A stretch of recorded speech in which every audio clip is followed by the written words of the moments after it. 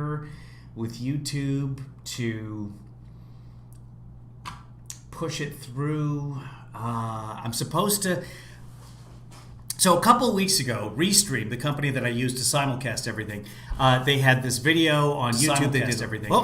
They had this video on YouTube that did everything. They had this video on YouTube that did everything. They had this video on YouTube. Okay, I just heard myself. So, okay, we are up on YouTube. Let me verify that.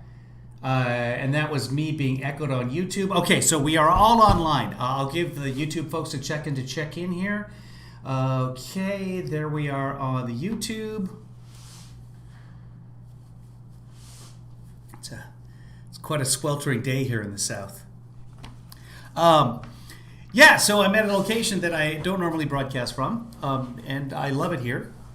But the internet has something to be desired. Hi, Stephanie. Okay, there. We have somebody from YouTube in the room. I think we are well delayed.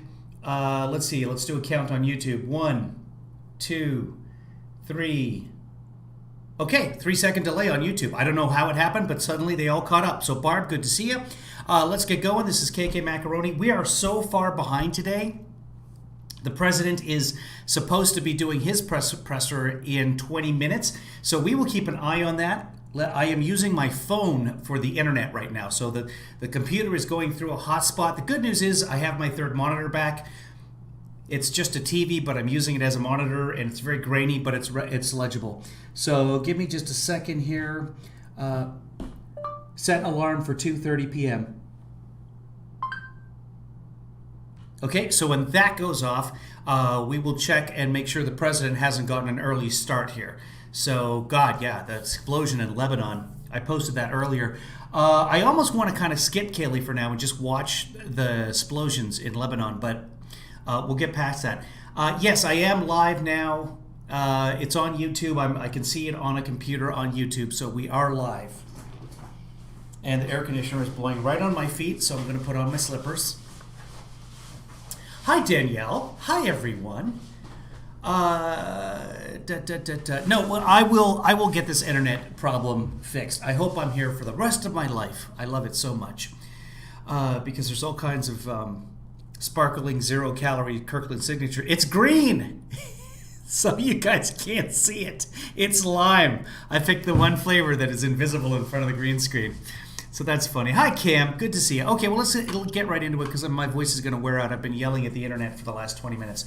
So we'll do this for 20 minutes, and then I'll have the president on check. And when the president comes in, we'll cut him in and get rid of KK. Let's see.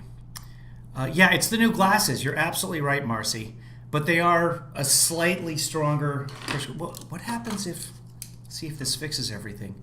If I go back to 1.0s... See? The glasses know I'm not that old. I don't need 1.25s. All right. Let's watch KK. I'll clean my glasses while you guys watch KK. Hello. Sorry to keep you all waiting. I am also sorry. Before I begin, it is day 42 of the botched New York City primary, where still there is no election results in one congressional race. There are no election results. The New York results. Times notes is due to, quote, the deluge of 400,000 mail-in ballots, previewing the, quote, challenges facing the nation as it looks towards conducting the November general election with mass mail-in voting. Now I'd like to highlight... And now she's going to highlight some of the things the federal government is going to be doing in order to help facilitate democracy in America.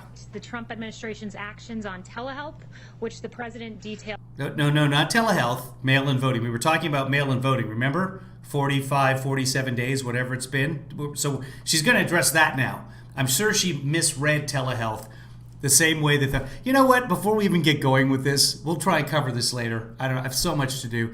Let's hold on. We're gonna go do this because we have to see this. This is the president of the This it doesn't even matter if it's the president of the United States. This is an American. This is a 70 Sequoias. This is a 74-year-old American. I think he's 74 now. Somebody can fact. He just had another birthday. It was Flag Day. He's 74, 75-year-old American. Whatever he is, this is an American reading the word Yosemite. When they gaze upon Yosemite's towering. Yosemite! How can you have lived in this country for longer than a year and not have heard or read the word Yosemite? Even watched a Bugs Bunny cartoon. Yosemite Sam is all about the Second Amendment. You'd think that would be his... Sequoias. Get sequoias correct. When they gaze upon Yosemite's towering sequoia. Yosemites. Yo, Semites! Bring some of them Manoirs over here.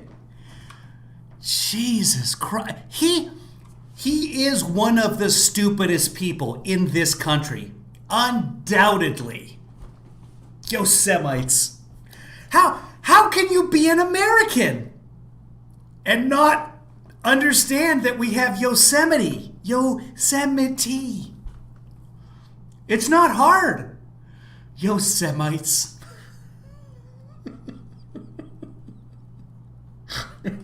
A Jewish rap band named Yosemites. Yo, where my Yosemites be at? Yo, Yosemites in the house. What up, yo? Here's the explosion. Let's watch the explosion here. This is insane.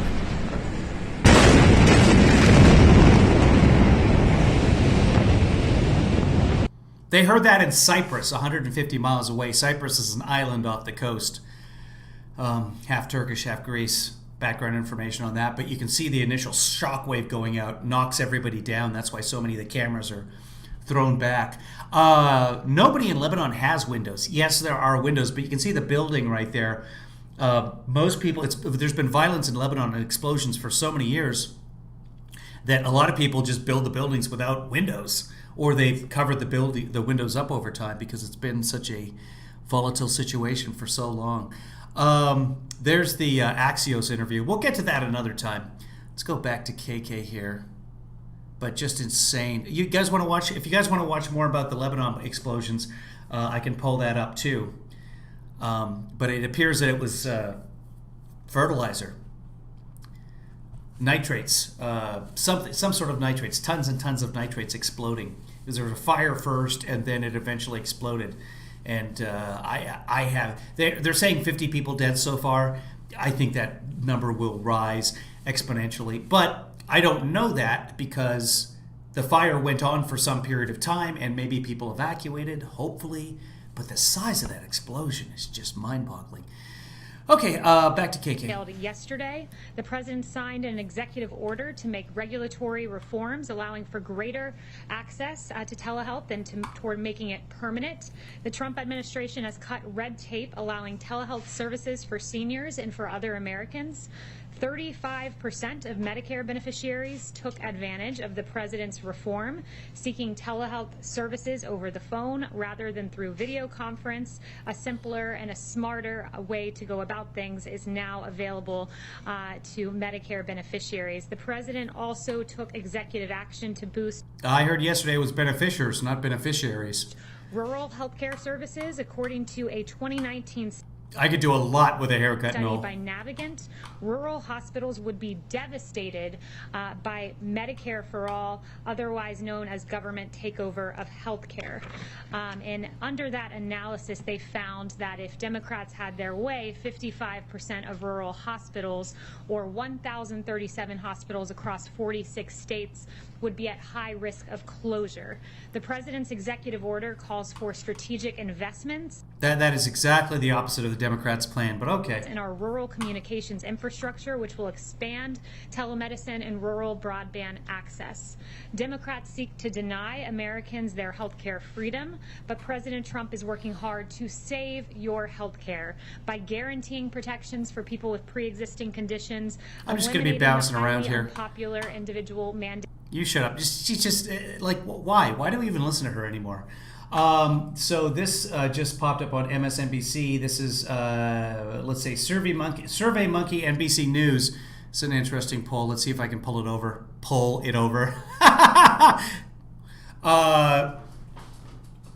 Overall trust, net trust for coronavirus. Negative 27 overall for President Trump. Among GOP, plus 47. Democrats 91, negative, GOP plus. The Republicans, negative 21, trust Dr. Fauci. Plus 69 for the Democrats. Overall, plus 22. But negative 60, negative 21. So by a margin of 21 points, Republicans don't trust Dr. Fauci, the guy who's been doing this for 6 different presidents. Negative 21. And that's the bubble that they're in, where they think that Dr. Fauci said, no, let's not block China. Completely the opposite is true, because Trump says that he said don't block China. But that's the bubble that they live in, that they think Dr. Fauci said don't wear masks because it's not going to help anything. Take that out of context. We don't need to be concerned with a public outbreak right now, but things could change very rapidly. You cut out the but things change very rapidly, and that's what they show over and over again in the right-wing bubble. I should start doing that. I should build my own cult. You know, there's several right-wingers out there who have very popular YouTube channels. They eventually get suspended or whatever, but they make thousands of dollars a month. Last time I checked, Mark Dice, who was the first person to block me on Twitter, he was, I think, taking in $20,000 a month, just spewing Republican talking points, just nonsense. And so I spewed some reality back at him, and he blocked me right away. And I was like, hey, how come I can't see his profile anymore? I had no idea that I'd been blocked. I didn't even know how it worked. Hey, David. Hey, Cam. Hey, Steph. Green Room. Yeah, we'll do the Swan interview. We will be doing that. And Green Room, we'll probably do it tomorrow in the morning here so that you guys in Europe can watch it, because it is comedy gold, but I haven't seen all of it. So let's go back to, I'm going to pull this out of the way. Let's go back to KK. Date of Obamacare, stopping surprise medical billing, increasing transparency, and lowering drug prices. President Trump will continue to work hard to enact these healthcare principles by requiring price transparency, allowing states to purchase drugs from other countries, and improving Medicare to lower drug prices and reduce out-of-pocket costs for seniors. And it's almost like he took the original plan for Obamacare and he's doing it now. By the way, he's been around for 3.5 years. Why hasn't he implemented all these? He's going nuts with the executive orders the last few days. Look at what I'm doing. Look at all the things I'm doing. None of which actually have any power. Yeah, we played that. I actually tweeted about that. I did see that part. Let's watch that because I've got the Twitter pulled up here anyway. This is what it takes to... Where'd it go? Not that. I posted it. Where did it go? Oh, for the love. Wait, are there 2 postings here? I think Twitter deleted the wrong thing for me earlier. Not a big deal because I can actually play it full screen. Yeah, Twitter? God damn Twitter. Nothing's working for me, folks. Hold on. I'm going to pull something up for you so you guys can watch it too. Let's go here. This is from the Jonathan Swan interview, and I should be able to pull it up. There it is right there. And okay, now computer's got to do its thing. Give me a second here. Yeah, he is the pedidant. It'll come up here on the correct screen. Let's see if we can watch it right here. Here we go. This is Who Impresses Donald Trump. I never met John Lewis, actually. I don't believe. Do you find him impressive? I can't say one way or the other. I find a lot of people impressive. I find many people not impressive, but no. Deliverance from spirit husbands and spirit wives. We call them what? Incubus and succubus. We call them all kinds of names. Endometriosis. We call them molar pregnancies. We call them fibroids. We call them cysts. But most of them are evil deposits from the spirit husband. They are responsible for miscarriages, impotence, men that can't get it up. I was very impressed by her. Dr. Stella impressed Donald Trump. John Lewis did not impress Donald Trump. Why didn't? Because, well, remember Dr. Lewis is lying. John Lewis didn't come to his inauguration or his State of the Union. In state in the U.S. Capitol. How do you think history will remember John Lewis? I don't know. I really don't know. I don't know. I don't know John Lewis. He chose not to come to my inauguration. He chose, I never met John Lewis, actually, I don't believe. Do you find him impressive? I can't say one way or the other. I find a lot of people impressive. I find many people not impressive, but no. Civil rights icon John Lewis, Edmund Pettus Bridge, Sunday Bloody Sunday. How do you think history will remember him? I don't know. History will not remember Donald Trump well. Let's go back to Kayleigh. I'm just jumping today, kids. Medical billing and making companies compete for your business by providing more options and more affordable plans. Lastly, later today, senior advisor to the president, Ivanka Trump will be joined by attorney. Just listen to that. How did we get here? Senior advisor to the president, Ivanka Trump. General Barr. Unless it's advice on TikTok and Ivanka's 20 years younger than she actually is, what does she offer? Director of the Domestic Policy Council, Brooke Rollins, executives from organizations that combat human trafficking, and survivors from across the country for a roundtable to highlight newly awarded Department of Justice grants to provide safe, stable housing to survivors of human trafficking. DOJ will award over $35 million in housing assistance grants for victims of human trafficking to provide supportive housing and appropriate services to survivors of human trafficking. And with that, I'll take questions. Yes. Thank you, Kayleigh. Two questions about the coronavirus. The president of the Minneapolis Federal Reserve, he said 2 days ago that he believed that the only way to have a real strong, robust economic recovery would be to shut the country down again for a month to 6 weeks. I know that this idea of... Actually, I completely agree with that. We should have shut it down to begin with. We know that we didn't really shut it down. We only shut it down 50%. You don't have to believe me. I know if you're Republican, 21 points in the reverse, but you should believe this guy. Too soon. In the United States, even in the most strict lockdown, only about 50% of the country locked down. That allowed the perpetuation of the outbreak that we never did get under very good control. Okay, guys, I'm seeing that 2 men passed in the last week besides John Lewis. Who was there? John Hume passed? Oh, man, I'm sorry, guys. Somebody just passed away last night, too, and it's oddly, I can't even remember who it was. But it was it's just too much. Okay, going on. Short-term pain for long-term gain has been shot down before by President Trump, but has it been given any more consideration given the recent flare-ups across the country? No, and I would refer you to what Dr. Fauci said back in May. He said we can't stay locked down for such a considerable period of time that you might do irreparable damage and have unintended consequences, including consequences for health. And several of those consequences I've outlined for you before.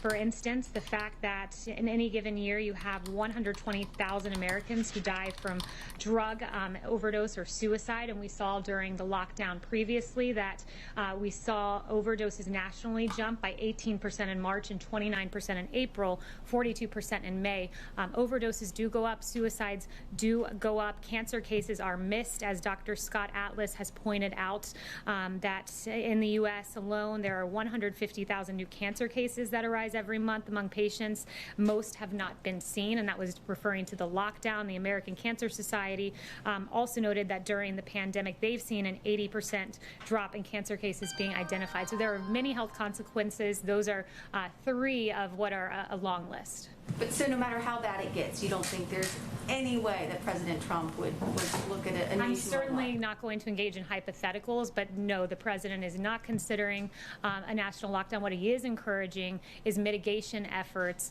like wearing a mask, which is patriotic, like social distancing, and engaging in these really common sense, safe measures to safely reopen and avoid the health consequences of a lockdown. Okay, and one more thing about the negotiations.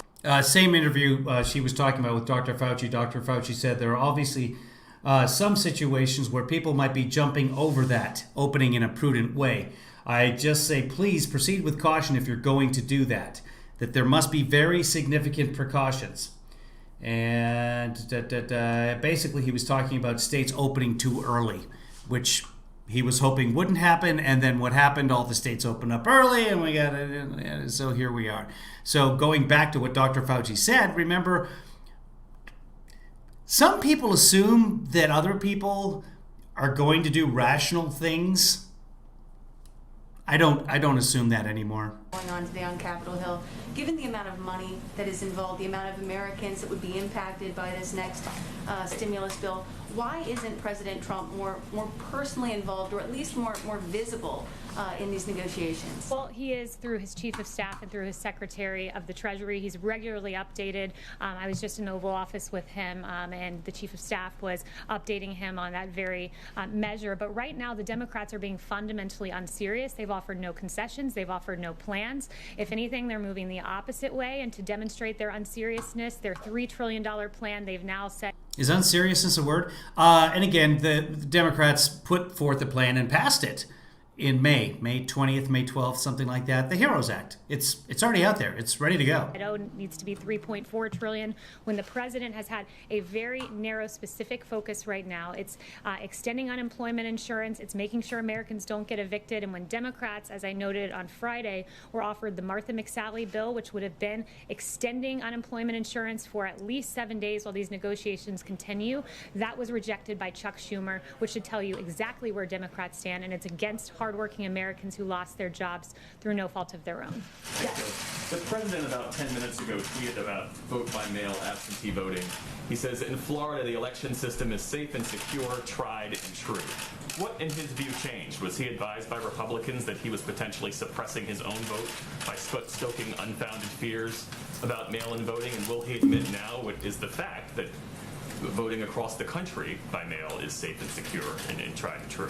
Well, the president has always said that absentee voting for a reason is different than mass mail-out voting like what Nevada is seeking to do, which leads to mass fraud. It's the same thing. And also, I'd refer you to the campaign on this, but there was a victory in Florida with regard to ballots. So I believe that's what he was referencing. Would refer you to the campaign for details on that. But he's been unmistakably clear that when you have this mass mail-out voting, like what Nevada wants to do, the consequences are real. When the Las Vegas Journal-Review was reporting, did extensive and very good reporting on Nevada's first all-male primary election, they note that there were photos of ballots. And that's the problem right there, folks, is having an all-male primary election.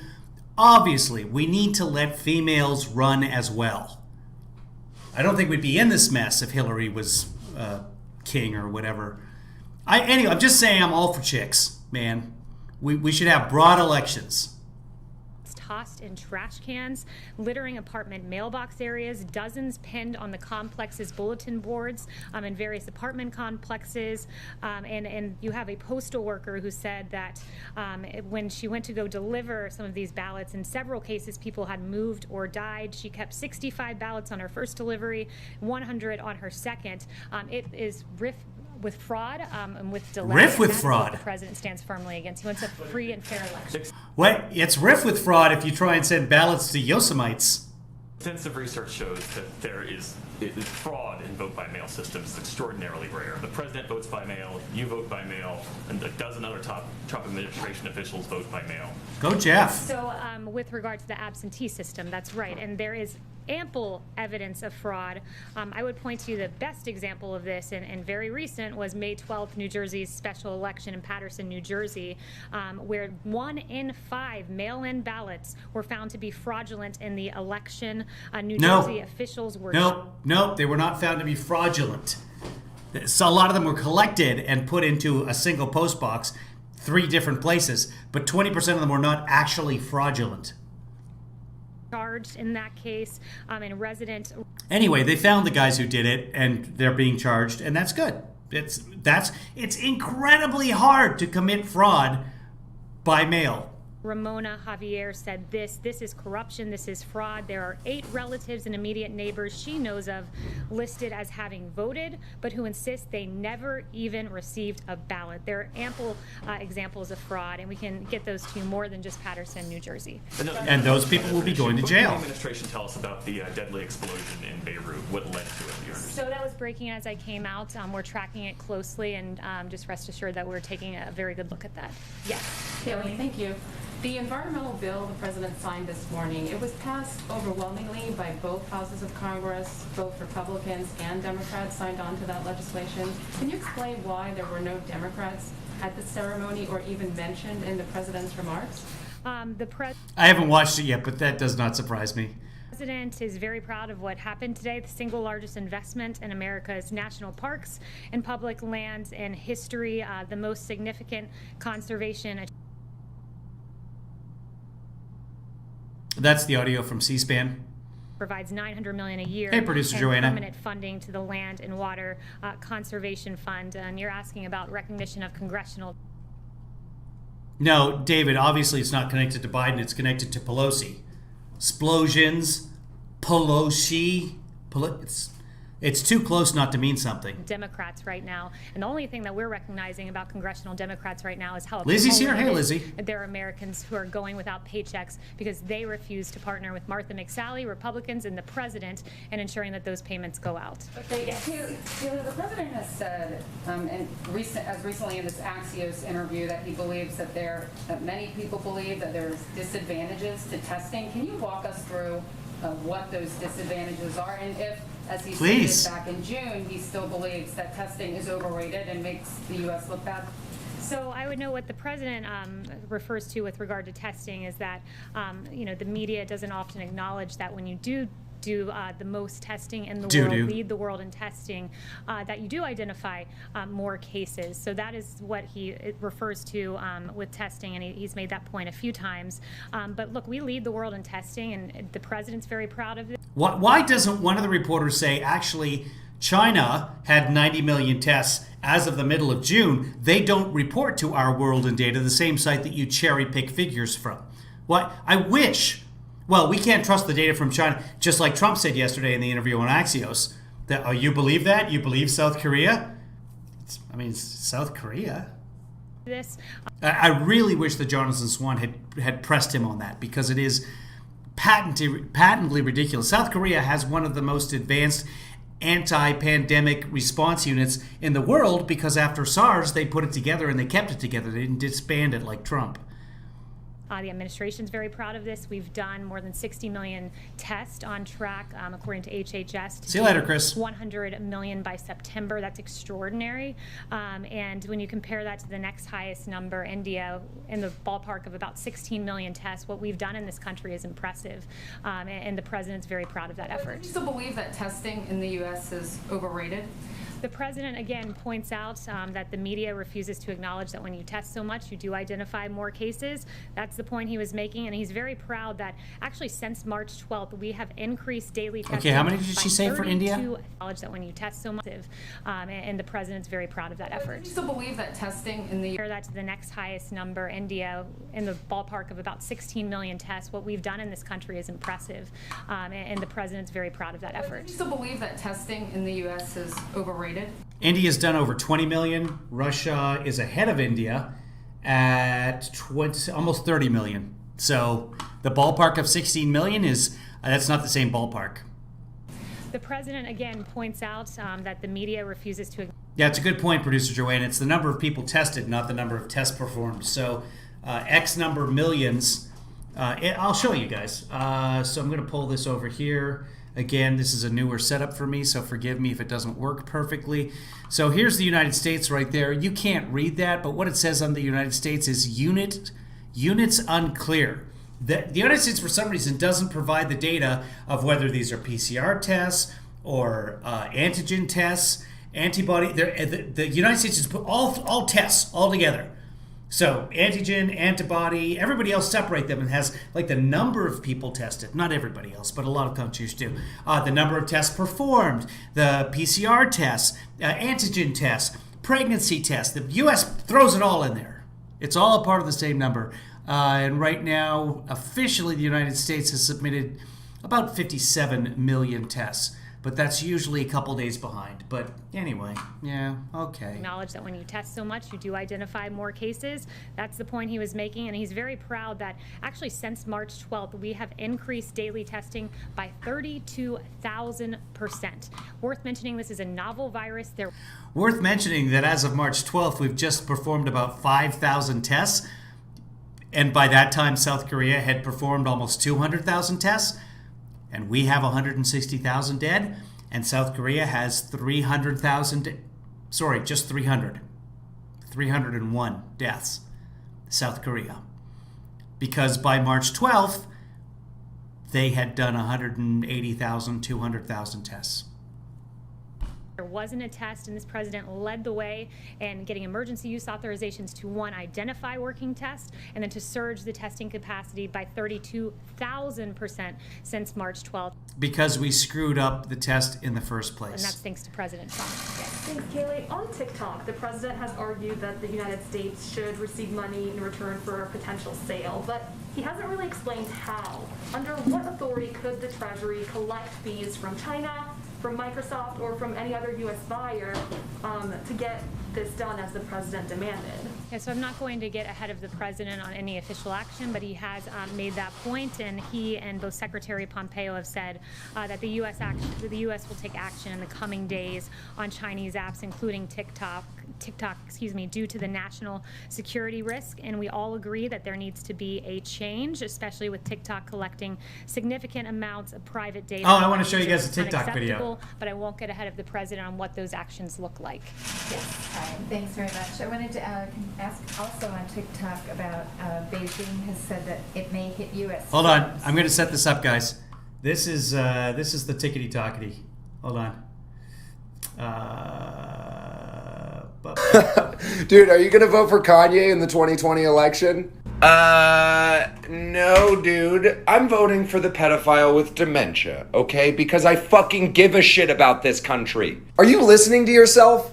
You're saying that a pedophile with dementia is the best option for president. Oh, I'm sorry. Did you want the racist pedophile with dementia? No, okay? But there has to be another option. There's not! Dude, are you gonna vote for Kanye in the 2020? That's TikTok. So there's a lot of that stuff. Kevin daughter showed this to me this morning. So, yeah. We're going to get rid of that because the Chinese can find out where your kids are. All our kids are at home. No one's going anywhere. Okay, China? As a response, it sort of slammed this smash and grab of TikTok.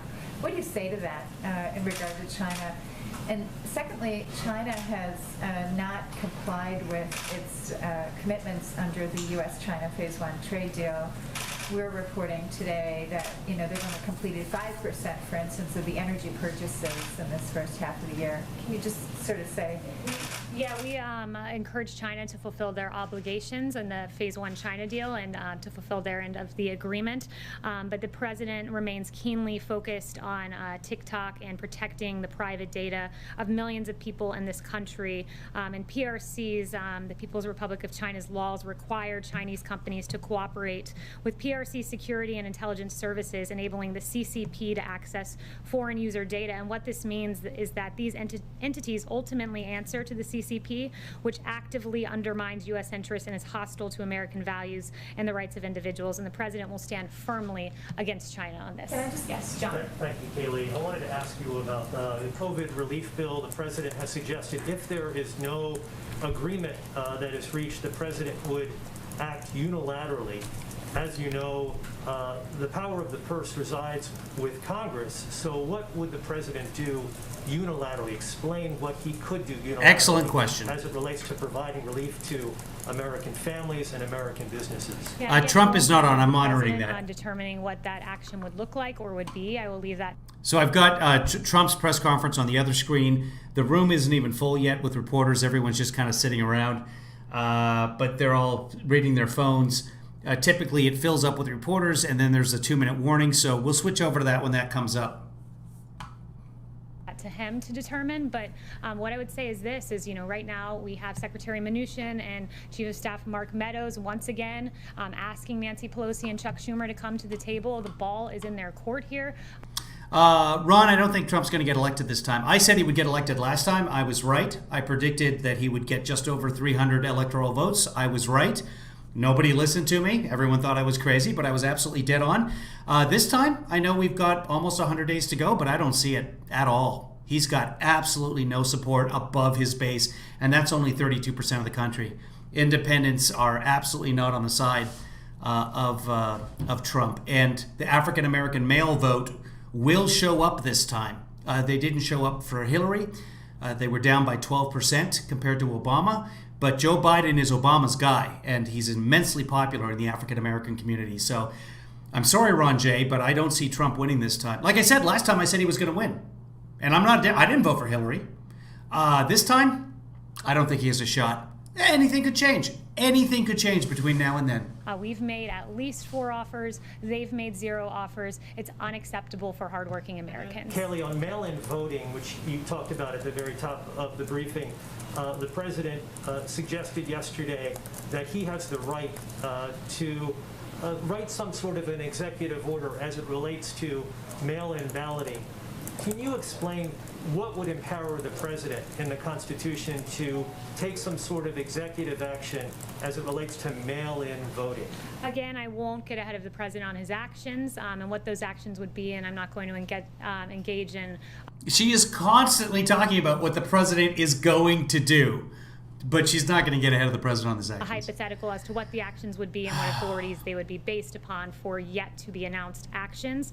But just to once again underscore the president's concern when you look at the delays in Good night, Andy. Pennsylvania. Very good report by CBS, Zach Hudak. He got a quote from Luzerne County Manager David Pedri, who oversaw or who identified some of these delays that they saw in Pennsylvania with mass mail-in voting. And he said this, quote, "I have this nightmare of CNN, Fox, CBS, and everyone else waiting for these things to come in on election night, and we don't have them. It is very hard to speed up this process." And Luzerne's experience was replicated across the state.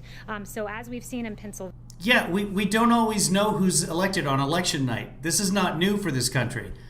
Most of us are old enough to remember 2000, when we didn't know for weeks who was going to be El Presidente. Remember? Gore, Bush, Florida, hanging chads. It's okay. That's why there's the gap between the election, the Electoral College, and the inauguration. We don't have to know that very day. In fact, California never knows. California usually takes 7 to 10 days to count their ballots. Should be even higher this time. There's a lot of people here. And terrible internet. Pennsylvania, as we've seen in New York, as we see across the country, the president's very concerned about delays and outright fraud. One final thing, Kayleigh, on TikTok, if I may. By the way, speaking of California, in the primaries, almost everybody voted by mail. Not everybody, but anyway. The turnout, the vote by mail turnout for the primaries was extremely high in California. I knew the number at one point, but when I looked at it, I said, wow, for a primary, that's a lot of people voting. Bernie won California, but the point of the discussion is there was not a single incident that they found of voter fraud. All these millions of ballots in the primaries, no voter fraud. And yet, so easy to vote by mail and have the voter fraud. China! The president said yesterday in the briefing that took place right here in the briefing room, the United States should get a very large percentage of that price because we're making it possible, and that was referring to Microsoft's proposed purchase of TikTok. I've never heard of that before, and maybe you could explain that to me, how the government could get a percentage of a price of a private transaction. Again, can you explain I'm not going to get ahead of the president again on this act. This isn't ahead of the president. This is behind the president. He announced this yesterday, how he was going to get a finder's fee. The Treasury, I guess you could call it the Treasury, that the United States should get a chunk of the sale of TikTok for some reason. That's a Republican saying that the government should get a huge chunk of a private business sale because they're like a landlord. The government of the United States is a landlord, and we all owe the landlord some money. That's a fiefdom. Everybody knows Trump's a thief. Yes, Francesca. Kayleigh, I want to ask you something about the executive orders, but I do want to follow up on Kristen's question and just get a better understanding of what the president is doing personally to make sure that those extra unemployment benefits are reinstated. Is he calling senators on Capitol Hill? Does he have any plans to meet with Nancy Pelosi or Chuck Schumer personally? And is the White House concerned that all parties will be blamed if there is no deal and voters will just stay home in November? No one has worked harder to ensure that those payments get to Americans than this administration. Chief of Staff Mark Meadows, Secretary of Treasury. Really? Because they haven't passed a bill. The Democrats did pass a bill. It's in there, Congress.gov. Steve Mnuchin have been on the Hill many days now trying to get this deal worked out. But it is Democrats, it is Nancy Pelosi. I was talking to Green Room earlier, a Green Room bar. He has a bar in Ireland. And correct me if I'm wrong about anything I say here, Green Room. But they have, it's very limited seating allowed in the bar, if I was reading your information correctly. And business is way down, of course.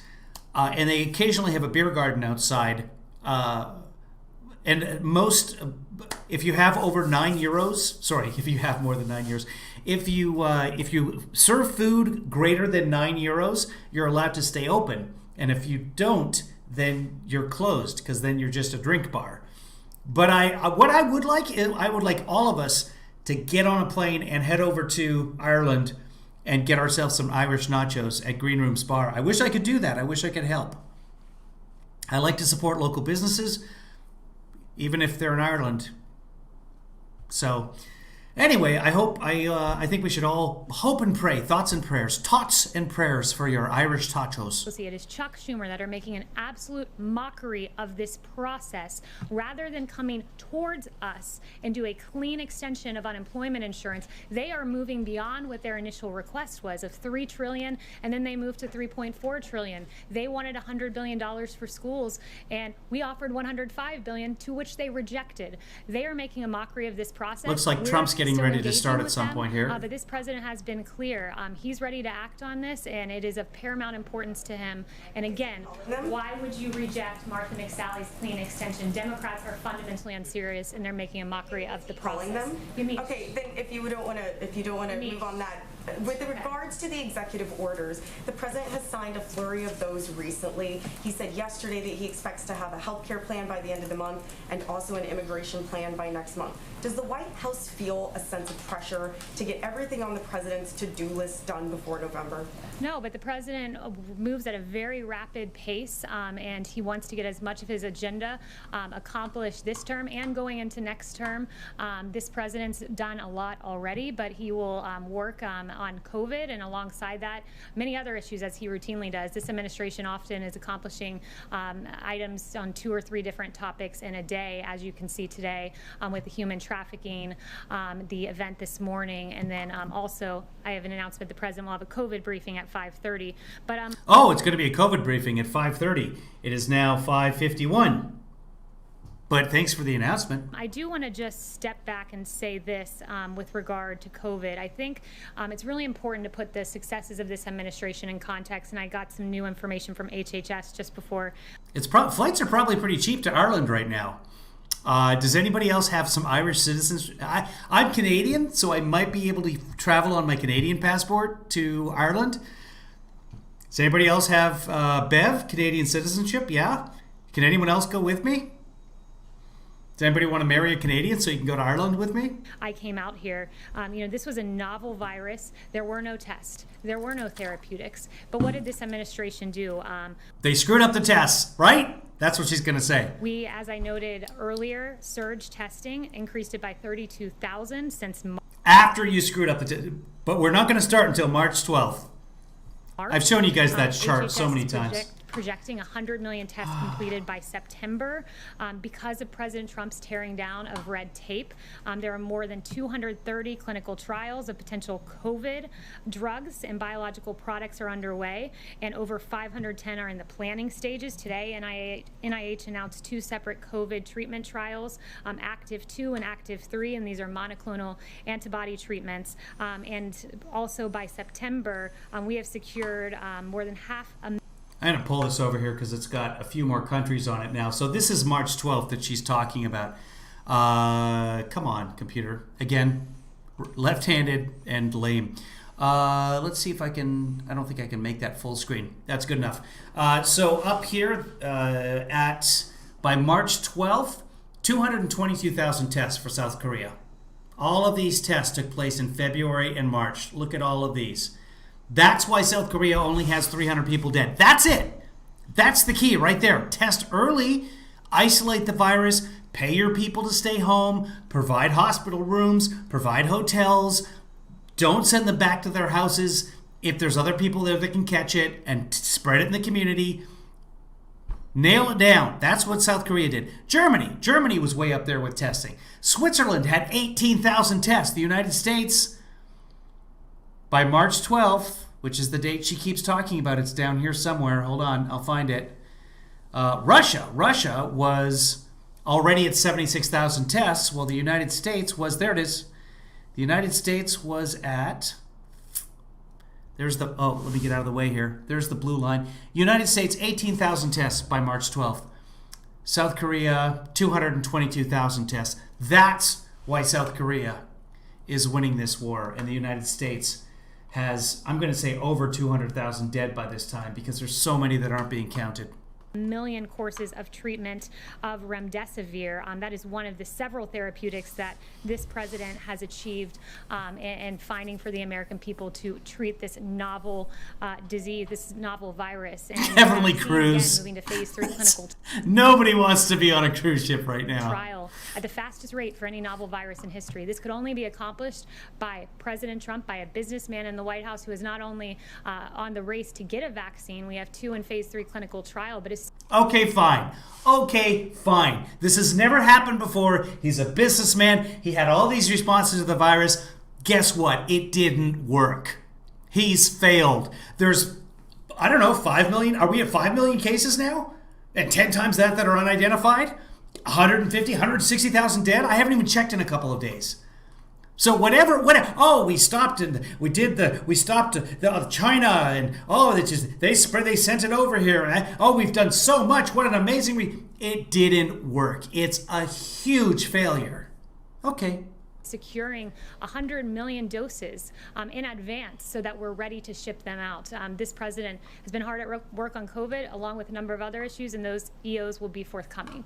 Yes. Are you calling on me? Can I please go? Yes. Israel reopens. Israel opens schools.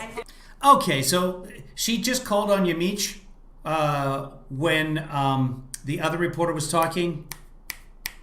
I'm forgetting her name now, but she was just on. And the other reporter asked another question, so Yamich stayed quiet, and now she just jumped over Yamich, and Yamich just said, can I go since you just called on me? That's what's going on right now, and I can see this. She hates Yamich. Open schools. Along with a number of other issues in those trials. Who was that was speaking? Give me a second. Did you reject Mark Okay. orders? The president has signed a Francesca Chambers recently with McClatchy. Next term, this president's done a lot already, but he will work. New Zealand has done a fantastic job. Alongside that, many other issues as he routinely does. This administration often is accomplishing items on 2 or 3 different topics in a day, as you can see today with the human trafficking, the event this morning. Important to put therapeutics. But what did this 100 million tests completed? Biological products, clonal, one of the 7 again moving get a vaccine along with Israel open schools and they got EOs will be forthcoming. Yes. So she's about to call on the other reporter. I don't know who that is, but she's about to jump over Yamich. Good night, Barb. Sweet dreams. Have a good time in Belgium, wherever you are right now. Are you calling on me? Can I please go? Yes. Israel reopens. Israel opens schools. Israel opens schools. Yeah, now she's telling the other reporter, no, you can go ahead. Yeah, and Yamich is like, Israel opened schools. Israel opened schools, and they had issues with that. There were outbreaks. Students got sick. What do you think of the fact that Israel opened schools and She's still talking to the other reporter. I called on you. Yamich is mid-sentence, and she's talking to the other. I called on you and you didn't ask your question, so then I proceeded to speak over another reporter. I wasn't going to do that. So do you not want to answer my question now that I was not being rude to another reporter? Andrew. So she's letting Andrew go when Yamich is like, I didn't want to talk over another reporter. I didn't want to be rude. Do I miss my turn because I was trying not to be rude? Yes, Yamich, you were being a decent human being, and that will not be tolerated in this White House. Okay, the president said in his interview with Axios that he's doing everything he can do to address the virus. Is that really true? I mean, is there nothing more that he can do at this point? And also, is he willing? Does that suggest that he's willing to accept the number of deaths that we're seeing every day? No, we are hard at work each and every day to defeat the invisible enemy. And in fact, just to give you an update on some of the actions we've taken, right now there are currently 28,220 U.S. government personnel deployed for COVID-19 response. On top of that, next week, Dr. Birx has visited states across the country, and next week she'll be visiting Indiana, Ohio, Kentucky, Tennessee, and Virginia. We're hard at work at, again, getting more EUAs for more treatments and therapeutics and testing. So every day we're rapidly looking at how we can make this the most robust response in the history of this country. And I think that we've done that when you look at remdesivir and the therapeutics at play, and the case fatality rate is really indicative of what this president has done. When we have the lowest case fatality rate, one of the lowest in the world, below the average of the world. Below the average. So we have the lowest. She went from we have the lowest to one of the lowest to below the average. So slightly below the halfway mark in terms of the case fatality rate. Therapeutics are working, remdesivir, convalescent plasma. People, and she knows this. She's got a degree in something or other. Actually, she's a lawyer. But they understand this is how Republicans work. They hear the thing they want to hear the most, and that's what they stick with. And that's why so many of them, like the president, keep saying that he has the lowest case fatality in the world. And dexamethasone. Hey, Linda. This president's hard at work, and he'll continue to work hard. You're doing everything that you can possibly do when there are still waits for getting test results back, when you have declined to impose a national mask mandate, when you're saying that you won't shut down the entire country again. So with regard to testing and the timing, when we identify a problem, we quickly identify a solution. And when there were delays in testing, we immediately identified. We quickly identify a solution, and then we don't do it. But we do identify it. We put together a task panel and a blue ribbon committee as a way to increase the speed of testing. We already lead the world in testing, so to increase. They didn't introduce pool testing. China was doing pool testing, 25 at a time, a month and a half ago. We still haven't gotten pool testing approved, unless that happened earlier today. But as of yesterday, it was not approved. The speed, we move towards pool testing, and that's the flexibility with which this administration adapts to problems we identify on the ground, and we rapidly develop a solution to ameliorate the problem.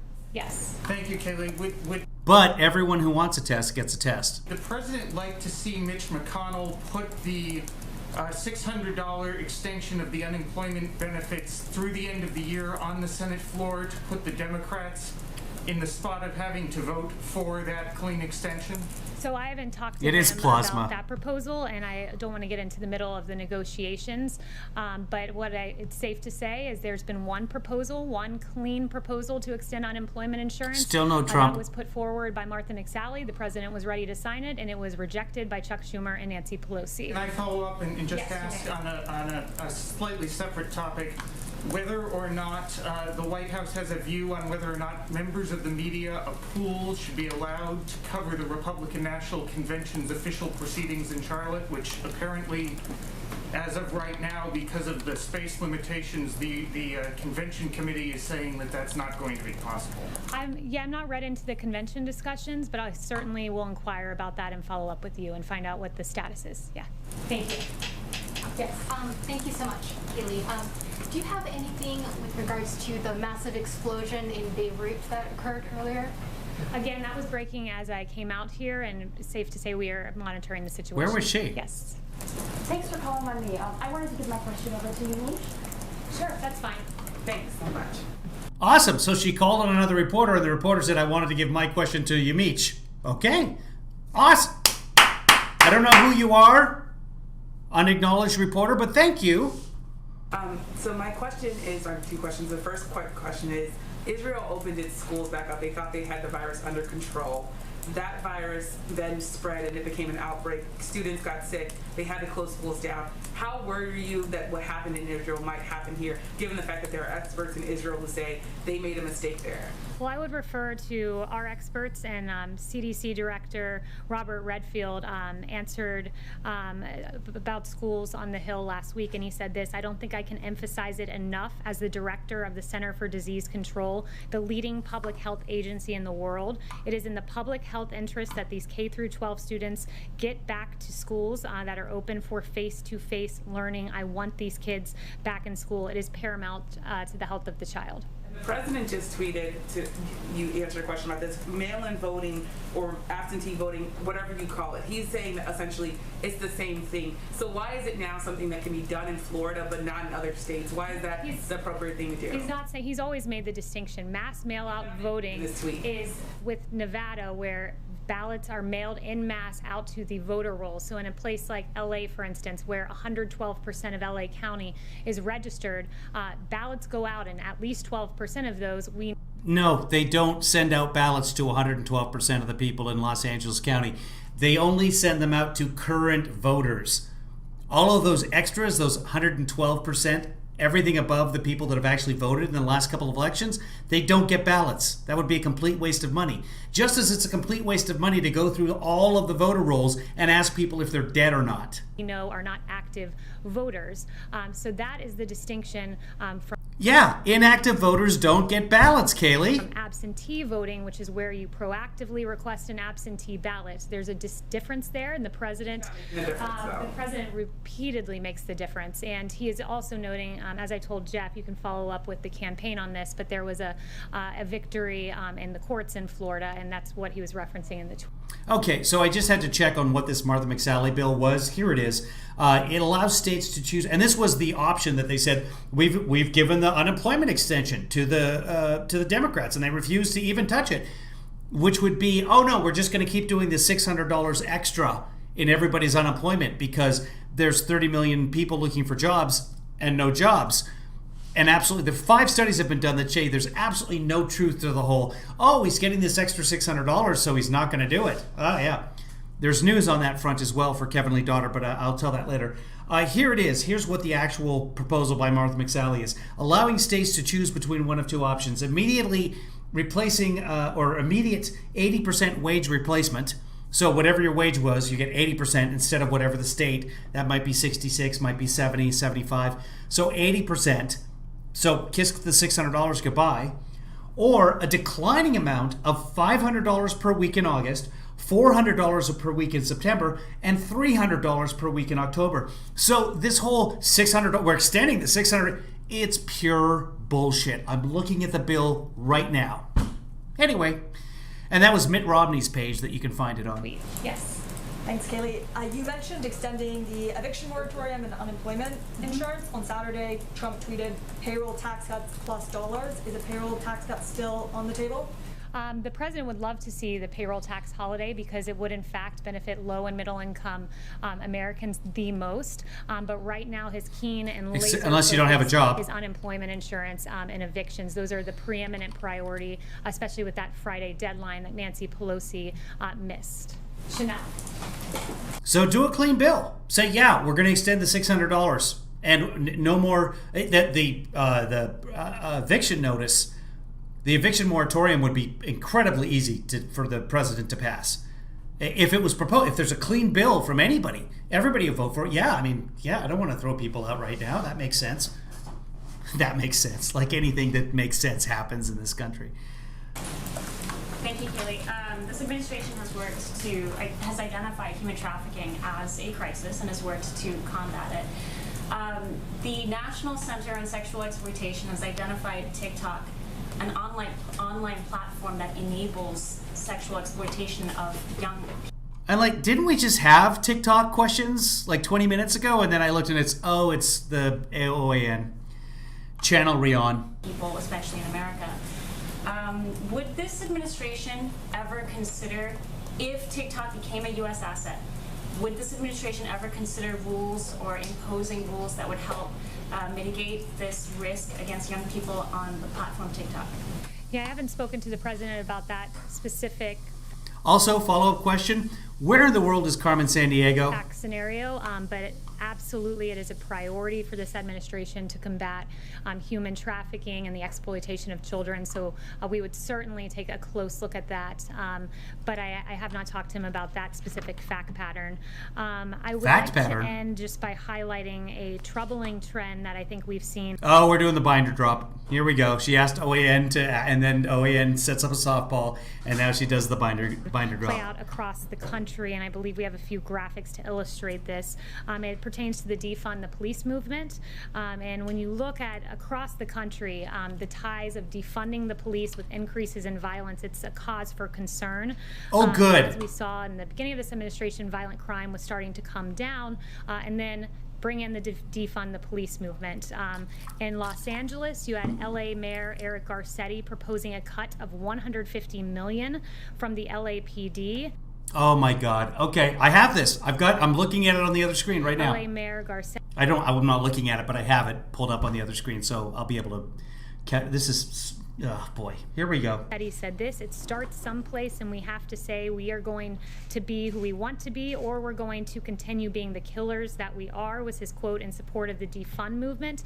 And as a result, we saw a 14% rise in homicides this year over.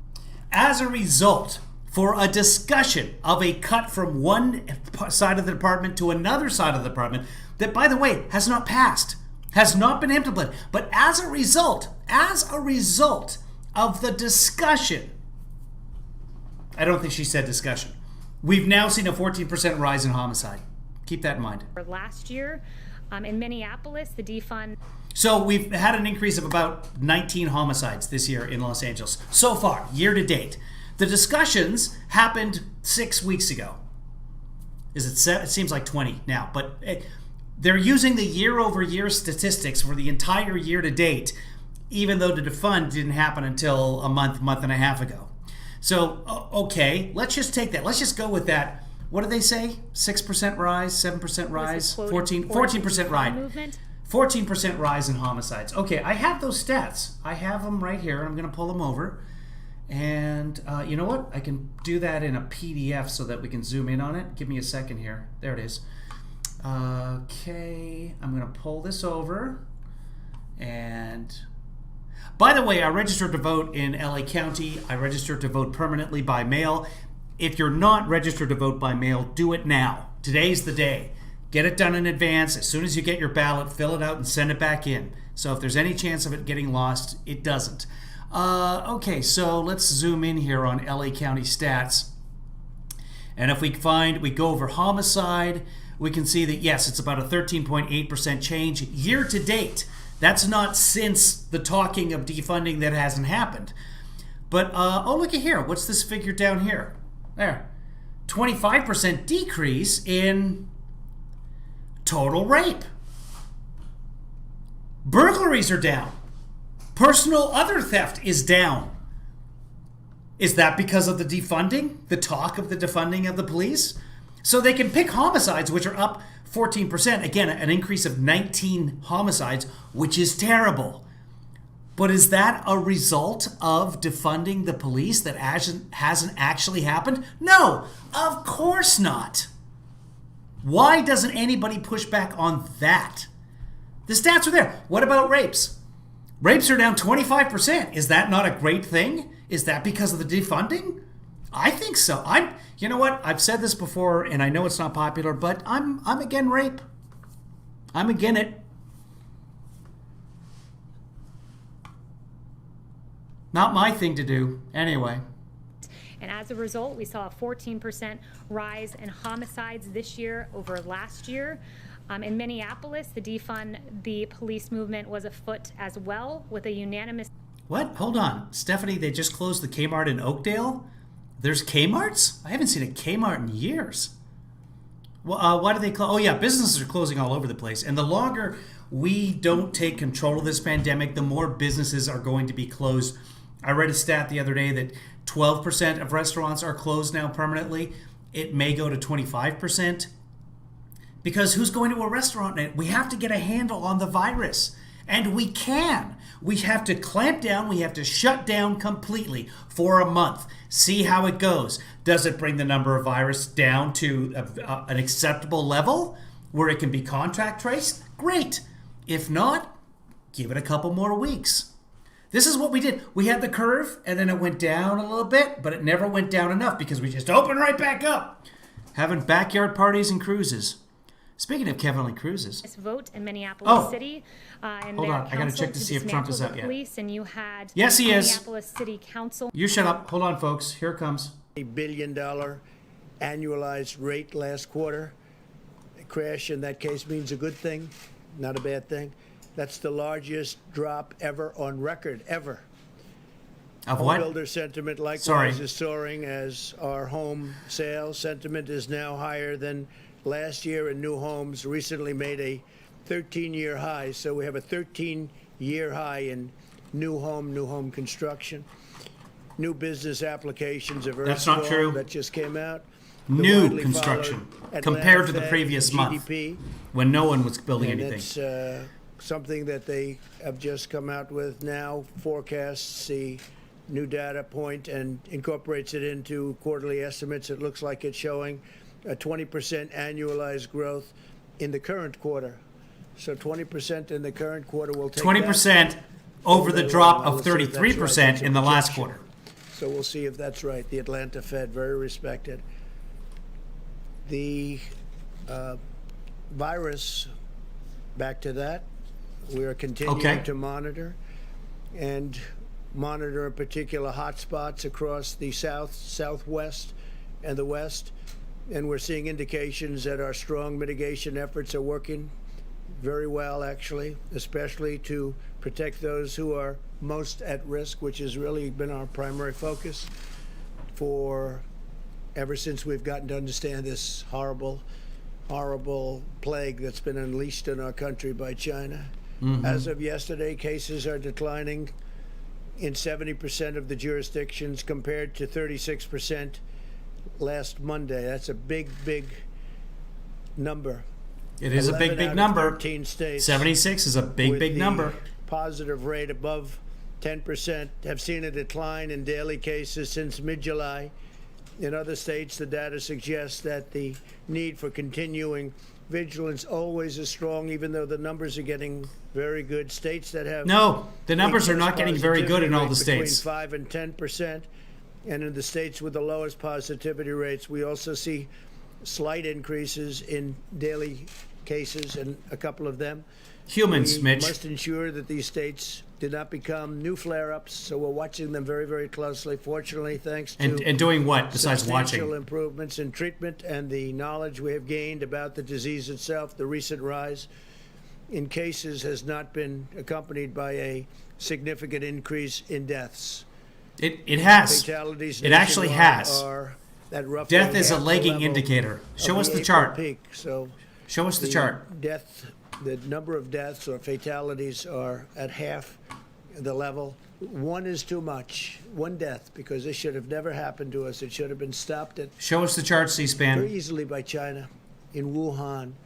Thanks to our major advances in treatment, we've seen vast improvements in recovery rates across all age groups compared to April.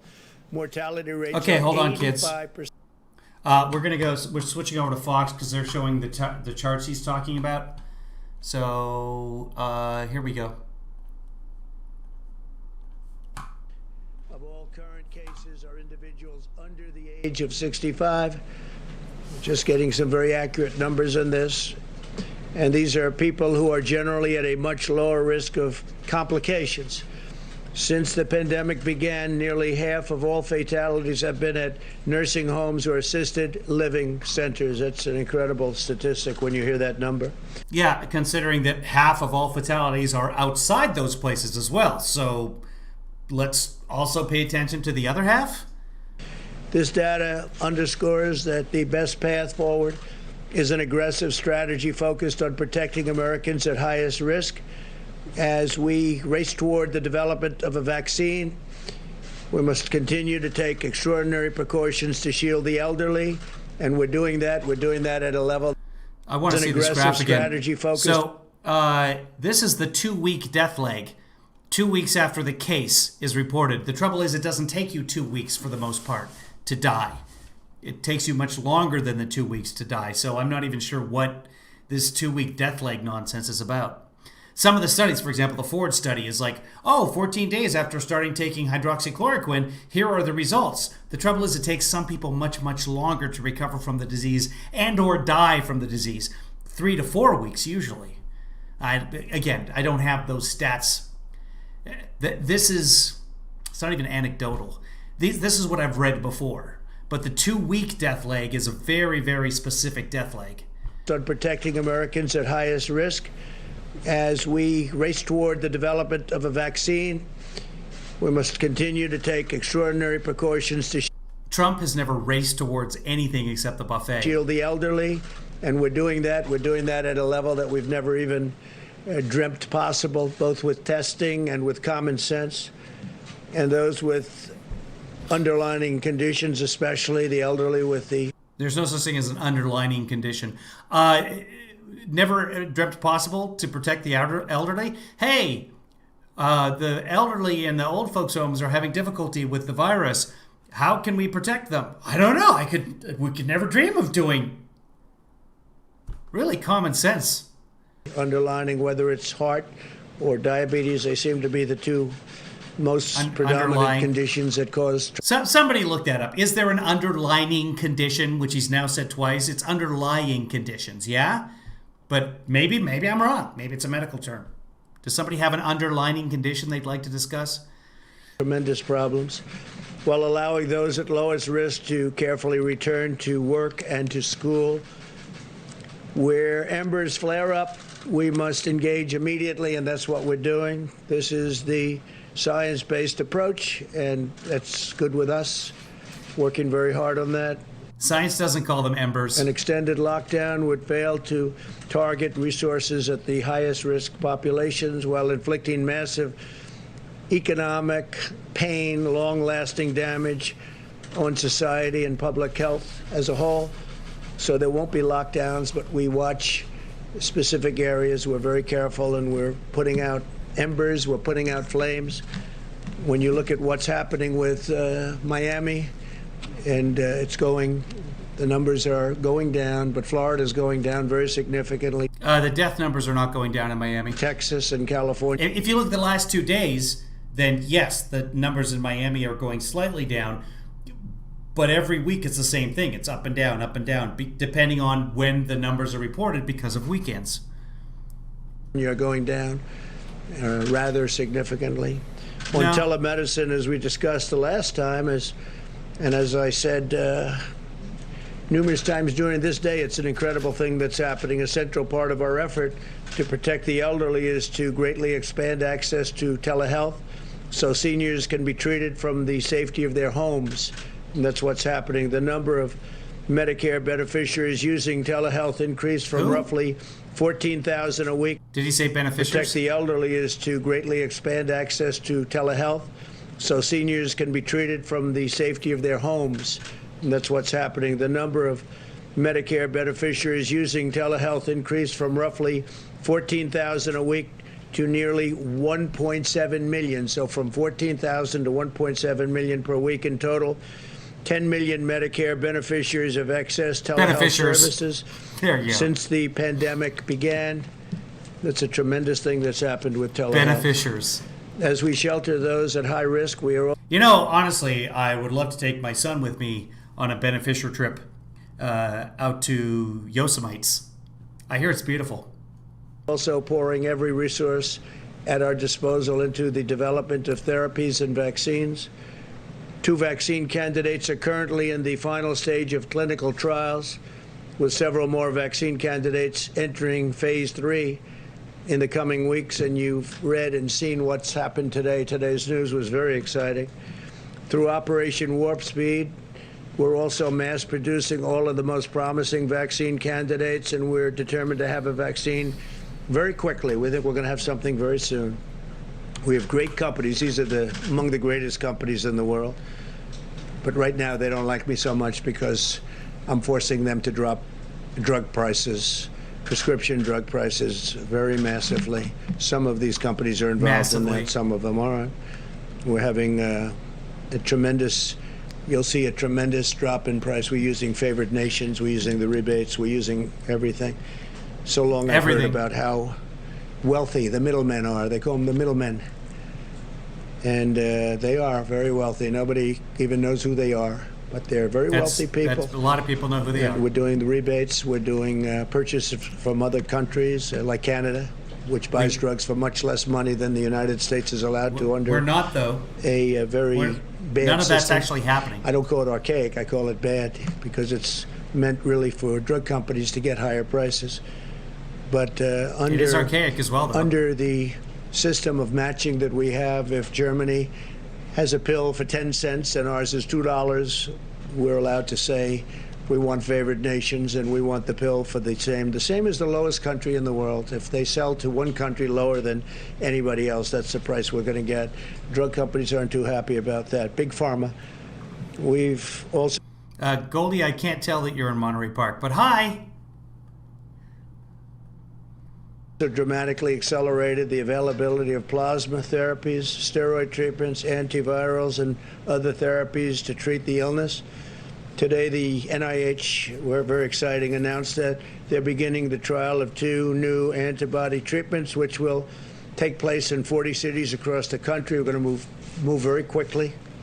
Results look very good already, incredible results. More than 230 clinical trials for potential treatments are underway, and we've secured 500,000 courses of treatment for remdesivir. We're really doing a job with it, and it's helping a lot of people. That's why we're doing a job with it. The fatalities and mortality numbers looking very good. Did he say fertilities? Speaking, that is, but that's of remdesivir. We're really doing a job with it, and it's helping a lot of people. That's why you see the fatalities and mortality numbers looking very good. Wait. Courses of treatment for remdesivir. We're really doing a job with it, and it's helping a lot of people. That's why you see the fatalities and mortality numbers looking very good, relatively speaking, that is. Relatively speaking, the fertilities numbers are... But that's for American hospitals through the month of September. So we have remdesivir at a very high level for hospitals through the month of September. That's big news. The United States also is far and away the most robust testing capacity in the world. Testing has been incredible, what we've been able to do. Nobody's even close. Since March 12th, we've increased daily testing by 32,000%. How's that? 32,000%. Yeah, we Somebody covered would say that. Must be a typo. It's not a typo. 32,000%. How can we be doing so few tests in March? We now conducted over 61 million tests nationwide, averaging over 820,000 tests per day and nearly 5 million tests per week. And now that we're understanding the virus, we're understanding very much what we're doing with respect to who it affects, who it's destroying, and who gets away with it. Oh, who it affects. Young people, very young people. We'll be having some interesting statements having to do with testing and focus testing. I call it focus testing. By comparison, Mexico, so we're doing numbers that are incredible, but by comparison, Mexico, as you know, the president was here, he's a great guy, but their numbers are much different. They do about 1 million tests. France has done 2.9 million tests. Canada's around the 4 million mark. Australia's around the 4 million mark. The United States is testing more people in a single week than, in many cases, large segments or large, well-known countries all put together. Well-known countries. Well, that's the important part. An amazing achievement, the testing and the quality of all the testing put together. also. That's 5 million a week. And now we're doing testing where you can have results in 5 minutes, and 7 minutes, and 15 minutes. As opposed to waiting to come back from labs, for it to come back from labs. Over the last several weeks, we know. HHS has opened surging testing sites in Baton Rouge, New Orleans, Phoenix, Miami, Jacksonville, Florida, McAllen, Texas, Bakersfield, California. And this week we're opening new surge sites in Houston, Texas, Atlanta. To date, more than 130,000 tests have been conducted at these sites. Last week, the FDA also authorized the first 2 tests that display an estimated quantity of antibodies present in the individual's blood, which is a big deal, allowing us to learn more about the immune response. FEMA and HHS has worked with the private sector to deliver we have new numbers, more than 200 million N95 masks. Now I'm hungry. 855 million surgical masks, 36 million goggles and face shields, 364 million gowns and coveralls, and 21 billion gloves. Billion. Can you believe that? Billion gloves. Uh-huh. And we distribute that to the governors, different states, and when we get on the phone with them, they're very happy. That I can tell you. No complaints from any of them. They're very, very happy. What Except they say the to ones you saying we separately don't have what we maybe need will yet. change for political reasons. Every governor I've heard in the last week and a half is still saying they don't have enough testing. But they are very happy with the job we've done. In our national stockpile, we've tripled the number of N95 masks on hand to more than 40 million, tripled the number of gowns to 15 million, and quadrupled the number of ventilators to nearly 70,000. These numbers are growing every day, and we're now making thousands of ventilators, many thousands of ventilators a month, and we're getting them to other countries who are desperately in need of ventilators. They're very hard to produce and very complicated machines. So we're fully stocked here, and we've made sure that every state is fully stocked, but we're getting them to a lot of countries that need help. We'll continue to work with the governors and local authorities to help them ensure significant hospital capacity, protective equipment, supplies, and medicine. I'm more confident than ever that we will get a vaccine very soon and we will defeat the virus. And I want to thank you all for being here. We'll take a few questions. Oh, good. Yeah, please. I wanted to ask you about Kodak. You had a big announcement the other day about getting Kodak into the pharmaceutical business, but the SEC is now investigating what happened.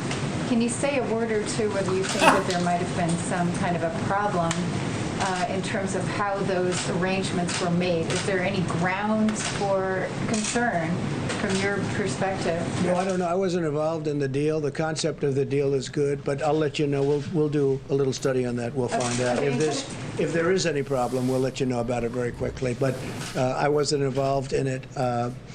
It's a big deal. It's a way of bringing back a great area, too, in addition to pharmaceuticals. Kodak has been a great name, but obviously pretty much in a different business. And so we'll see what that's all about, but we'll let you know very quickly. Yeah, please. I just want to follow up before I ask a coronavirus question on Lebanon. You called this an attack.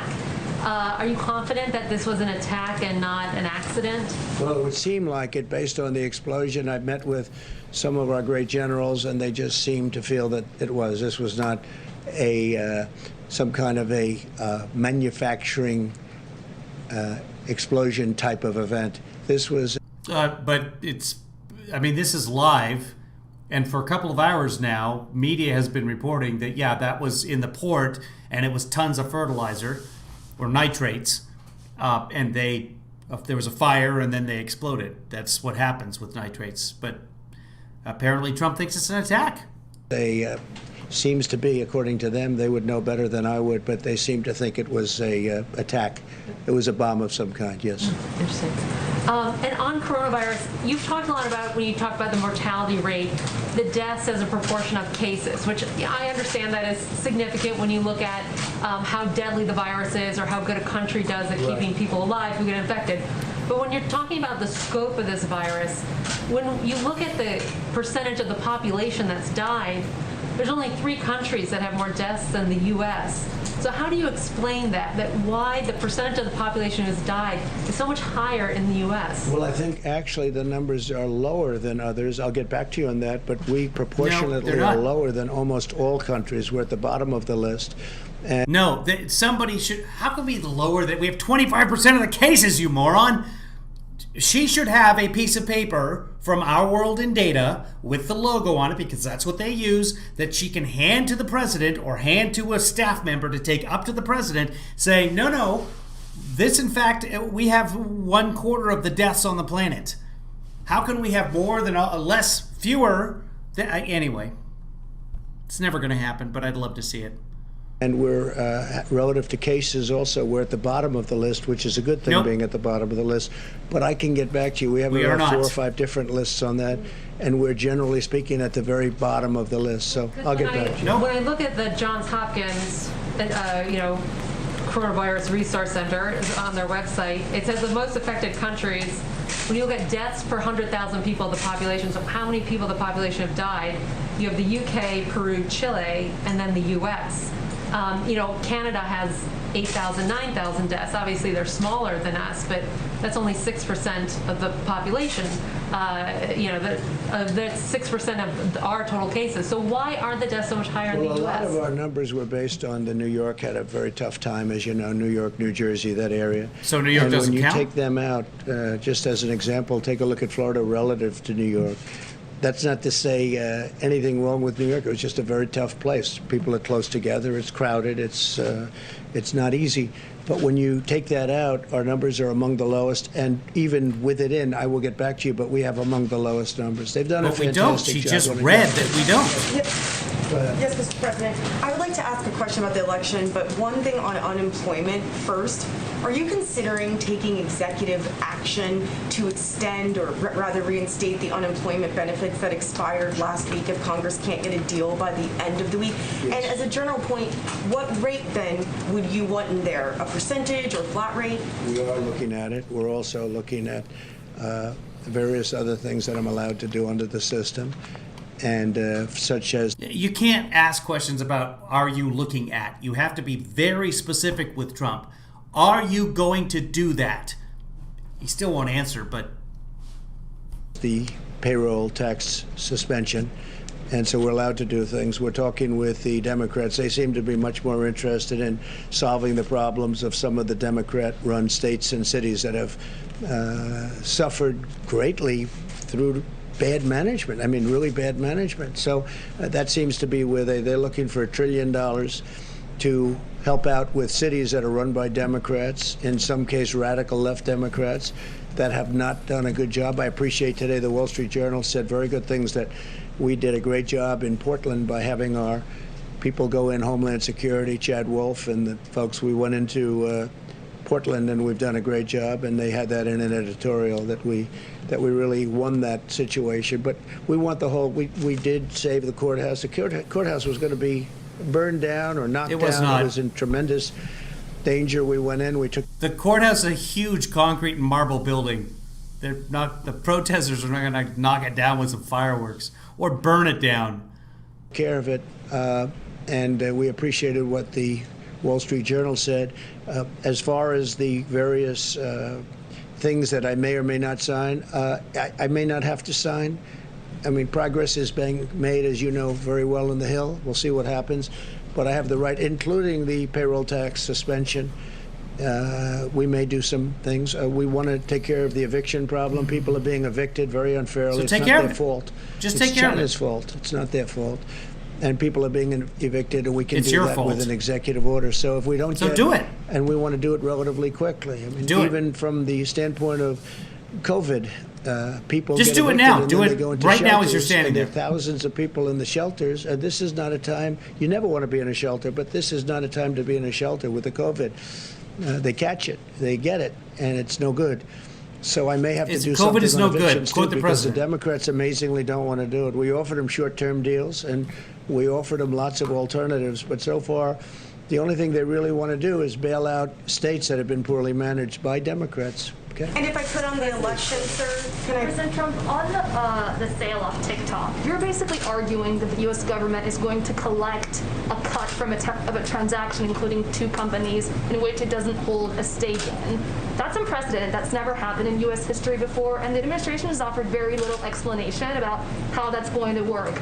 Can you back your statement up and provide specifics about how Did you that say would work? that's impressive? Did you actually use that term? I said it's unprecedented. Unprecedented. Well, it's almost the same thing. Not quite. No, it is not. I like impressive. I like impressive.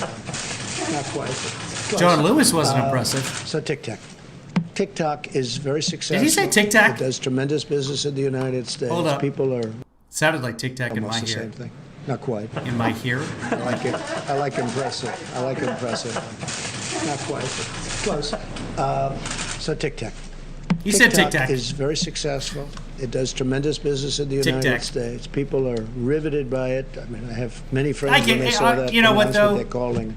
Yeah, I get it. He's 70-some years old. Tic Tac. That's.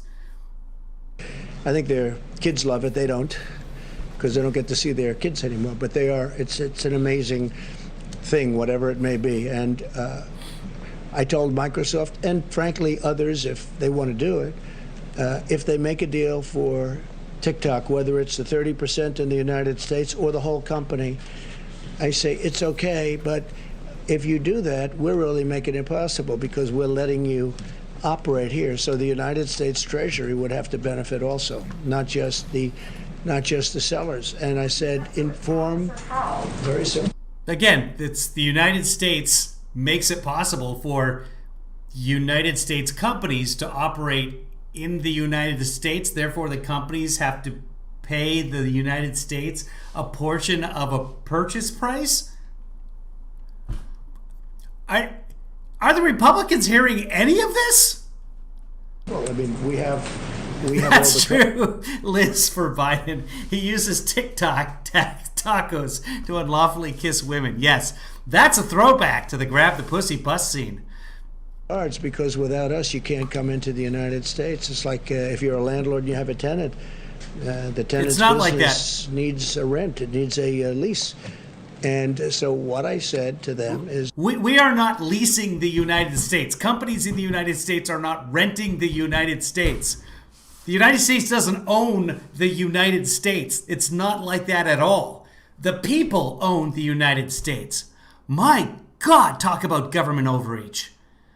Whatever the price is, a very big proportion of that price would have to go to the Treasury of the United States. Very big proportion. Actually, they agreed with me. I mean, I think they agreed with me very much. They did not. They did not. So that deal may or may not happen. We've given them till September 15th or so, and we'll see if we can have it and if they can be great security, meaning the obvious security. Microsoft would be a company that would be good in that respect, or approved in that respect at many levels, including working with the Department of Defense. And, they're very high-level approvals. So it would be good, but there are other companies also.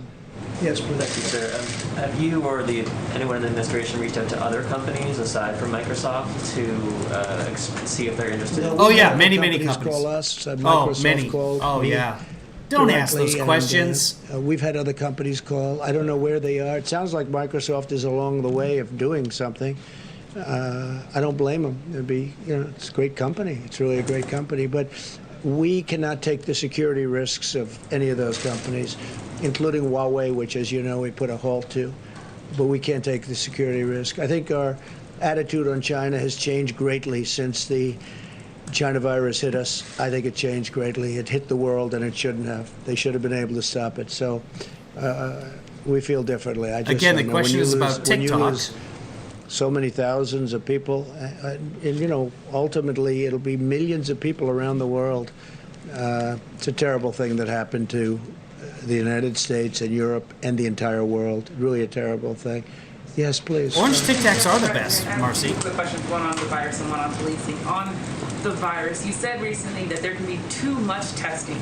Can you explain what the downside would be from testing too many Americans for the virus and why you haven't provided a date by which all Americans might have the same kind of testing that we have here at the White House? Well, we do more testing than anybody in the world, as I explained, and I don't mean just a little bit. If you look at India, they're at about 11 million, and we're at 61 million. 19. And there comes a point when you want to focus your testing in a different way, and we'll be announcing something. What we've done is incredible. What's the negative with the testing. side, though? Not only the testing, what's the not negative only side? the number of tests, but also very importantly the quality of the test and the machinery itself to do the testing. Okay, but what's the downside? Nobody thought it would be possible to get a 5-minute and a 15-minute result. That's a very accurate result, and we do with Abbott. Abbott Laboratories has done a great job. Many of these companies have done an incredible job. So we're looking at that very strongly. What's the negative? What's the downside? Doing something that if we do it, look. Oh, sorry, right Copper. Now, what the testing is doing is helpful. but we're spending. I scared a dog when I massive banged on the amounts desk. Of money, and we Let wanna me know have when it, you're watching, we so wanna I'll have be it channeled very calm when accurately. Copper We says, wanna "Hi, be able to Copper. help the Who's a most good people we dog? can. Hey, hold on a But second. we are testing at a level that This guy's nonsense. He's not saying, who's a good doggers? Who's a good doggers, Coppers? Yes, you are the gooders. Yes, you are the gooder puppy whups. Yes, you are the good guy. Okay, back to Trump. no country in the world, and I've spoken to the leaders of the world, and they'll ask me about All it. of them. No country in the world thought it would be. It's even believable that we're able to test so much. 61 million versus, most countries don't even test. When they test? When somebody's feeling badly. If somebody's feeling badly, they're symptomatic, that's when they test. And that's a big difference. With us, we go around and looking, because if we find go spots, around. we find hot spots. We're One looking for problem it. is, from the standpoint of the media, He we thinks end he's up China. with far more cases than we would normally show. So it's, as I called it the other day, and a statement, I said it's called media gold. For the media, it's gold. But the truth is, it's... What are the downsides? We've done an incredible job in testing. Nobody in the world has done the job. Other leaders have told me the same thing. They can't believe we were able to do it. And Yeah, you and we just will said that, continue, but what are the we want to downsides? really be able to test very specifically the people What that are in most are the danger, most in downsides? need. The downsides. Thank you, Mr. President. I wanted to ask you first about what you tweeted out earlier today. Okay, the follow-up question should be, she asked you about the downside, Mr. President. What are the downsides of testing more? Can we get an answer on that? And then he'll go on about inventing trees and the coronavirus, and then how China is to blame for the common cold, and then the next report, and then the question would be, and then he walks off. But badger this asshole. In regards to Florida, and your comfortableness as it relates to mail-in ballots for Florida. Copper doggers. Who's a dogs? Who's a goodness puppers? Yes, you are the copper doggers. Okay, I'm glad you're asking. Why does that apply to Florida and it doesn't apply to mail-in balloting across the country? So Florida's got a great Republican governor, and it had a great Republican governor. It's got Ron DeSantis. Governors are not in charge of the vote. That's the elections. It's the secretaries of state. DeSantis, Rick Scott, two great governors. And over a long period of time, they've been able to get the absentee ballots done extremely professionally. Florida is different from other states. I mean, Are in they? Nevada, where you have a governor, he said, let's just send out millions of ballots, and the post office cannot be prepared. I haven't spoken to the post. It's same as Colorado, Utah, Washington, now California, Hawaii, Oregon. Office about it, but I don't know how they could possibly be prepared. Florida has been working on this for years, and they have a very good system of mail-in, and that would be absentee or even beyond absentee. So in the case of Florida, there aren't too many people that would qualify. They're so well run. Florida's a very well run state, low taxes, low everything. They've done a great job, really a great job. And the two governors, between the both of them, they've really got a great system of absentee ballots. And 15,000 coronavirus cases a day in Florida. But what a great job they've done. They're just so well run. Even in the case of mail-in ballots, the postal services are built up there. It takes a long time. When you look at the Carolyn Maloney election, I think and I'll give you the story, I think you have to do that election over. That election's no good. You have to take a look in New York. They have thousands of ballots. They don't know what happened to them. Is there fraud? It's a disaster. And that's only for a relatively small number of ballots. But I think they have to do the election in New York over. The Times wrote a big story about it yesterday, front page story. It's a disaster. It's a mess. And they have to do that. I think they have to do that election over. Nobody can know what the election result is. So in the case of Florida, they've done a great job. They've had tremendous success with it. But they've been doing this over many years, and they've made it really terrific. So for Florida, you can mail in your ballots. You don't have to go. In maybe a couple of other states, they've worked out a system. But this took years to do. This doesn't take weeks or months. In the case of Nevada, they're going to be voting in a matter of weeks. And you can't do that. I can't imagine the post office could do it. All of a sudden, they're supposed to be dealing in millions of ballots. But Florida's done a great job, and we have total confidence that if you mail in your ballot in Florida, it's going to matter. Thank you all very much. Thank you. What about in other states? Would you encourage voters and others? That was President Trump live in the Brady briefing room at the White House, touching on a range of topics over 30 minutes or so. On Isaias, he notes about 600,000 Americans are out of power. He says he's spoken. Oh, yeah, let's go back to the very beginning and watch, because we missed that. Let's go back. Going, and right there. Hundreds more were very badly wounded. Go ahead. First pandemic that continues to spread. You cannot go to the beach in the city of Chicago. You cannot drink indoors in the city of Chicago. Why would you go to the beach in the city of Chicago? I mean, come on, honestly, people. It's Chicago. But they're going to send hundreds of thousands of students into school buildings. In San Diego, the disagreement over when to reopen spilled over into a so-called motor march. The union doesn't want in-person. There we go. Indicate that many people were killed. Hundreds more were very badly wounded in a large explosion in Beirut. Our prayers go out to all the victims and their families. The United States stands ready to assist Lebanon. We have a very good relationship with the people of Lebanon, and we will be there to help. It looks like a terrible attack. I also want to provide the latest on Tropical Storm. He called it an attack. Nitrate in a warehouse for years. Someone had posted that earlier in here. I don't know if it's accurate, but yeah, attack. ISIS. Approximately. There was an Egyptian plane crash as well that he called an attack that turned out to be not an attack. But this is, terrorism.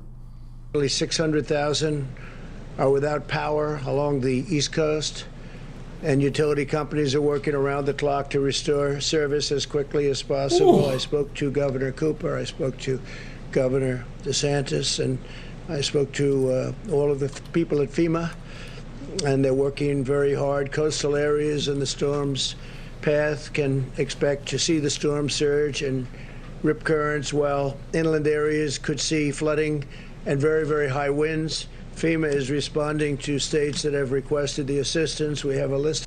Yeah, BBC is reporting it as 2,700 tons of ammonium nitrate that was unsafely stored for 6 years in a warehouse. And that'll happen. Of those states, we can give them to you in a little while. And my administration is monitoring the situation very closely. We have the military on guard, but we have FEMA is there in all cases. Corps of Engineers is ready if needed. The Army Corps of Engineers, very talented people. I urge everyone in the storm's path to remain alert and to follow the guidance of your state and local authorities. I now want to update you on the path forward having to do with the China virus. Before I do that, I want to give you some numbers, which are rather spectacular, that just came out. The manufacturing index of the Institute for Supply Management, that's ISM, most of you know it by ISM, increased for the third month in a row, rising nearly 2 points in July to 54.2. That was fantastic. Yeah, these are all going to be numbers that plummeted because of the pandemic, and now they're inching back, and he's going to claim that these numbers are amazing and spectacular because you went down by 147 points in the first half, but in the third quarter, you're starting to kick field goals, 3 of them. Highest reading since March of 2019. This is remarkable considering the survey was conducted throughout July and showed significant improvement despite the Southwest, in particular, virus hotspots.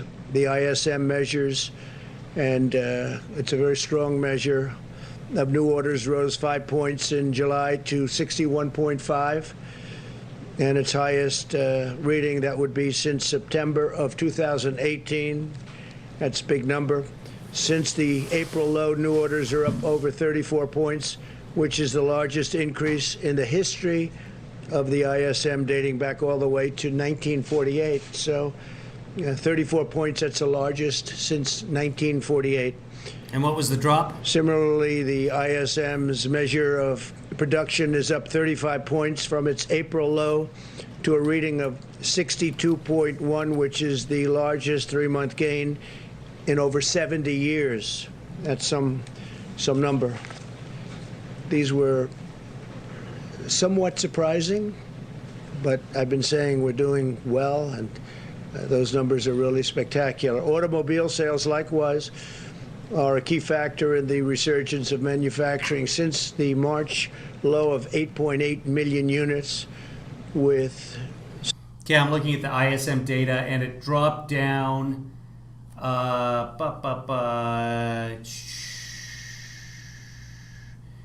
Yeah, it was at 76, and it dropped down to 41.5. So now it's inching back, but it's nowhere near where it was. But that's what he's bragging about, the ISM numbers. Sales and manufacturing numbers. All of the numbers that are going up stunningly. It's 65% increase since then to 14.5 million units, which is a massive number.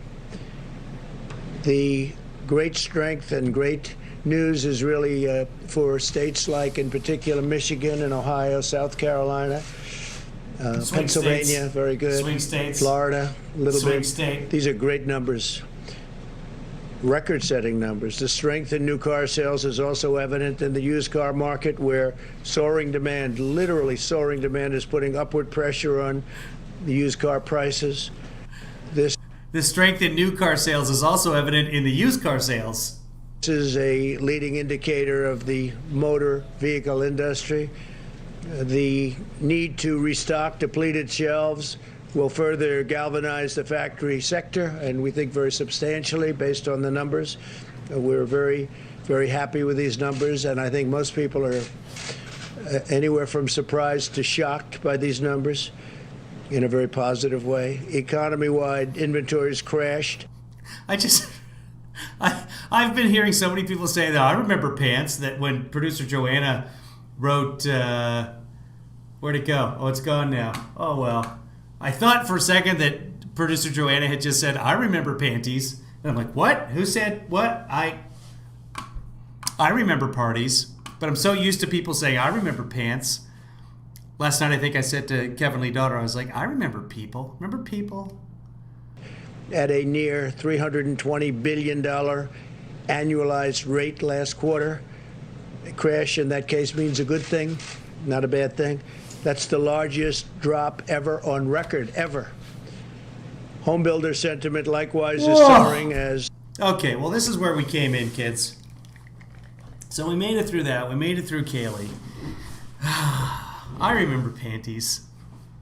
You guys remember panties? I remember washcloths.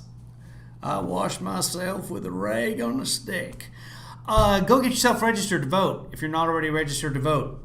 Go get your friends registered to vote if they're not already registered to vote. Get yourself an absentee ballot.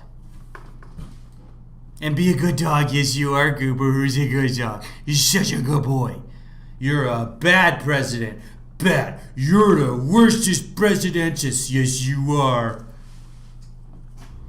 Who cut the regulations? Who cut the regulations? You cut the regulation. Yes, you did. You're the bad president. Right at the very beginning of the pandemic, there was a gentleman on the Twitters talking and said, my boyfriend and I wear jeans so seldom that now we've started to call them hard pants.